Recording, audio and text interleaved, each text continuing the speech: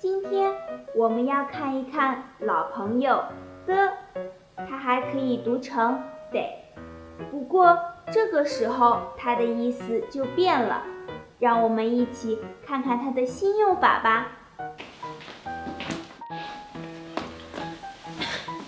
晨晨，我最近太辛苦了，每天得很晚才睡，皮肤都变差了。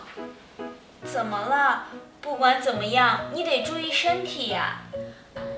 公司这2天比较忙，每天都得加班，明天还得交工作计划。实习生也得加班吗？是的，工作太多了，而且当天的任务得当天完成。确实有点辛苦，不过你得换个想法，压力就是动力，你正好通过这个锻炼自己。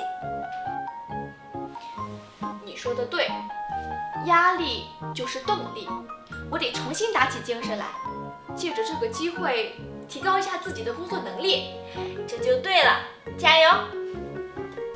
看完对话，我们知道这时候的变成了动词得，常常用于口语，放在动词前，表示必须做什么。比如，不管怎么样，你得注意身体呀。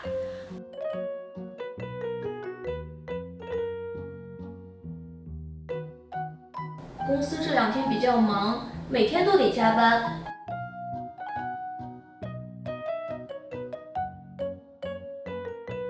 明天还得交工作计划。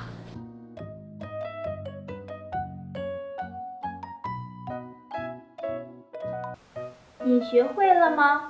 跟我读，你得注意身体呀。每天都得加班，明天还得交工作计划。李可，最近还常常加班吗？不加班了，我得好好休息休息。下次见。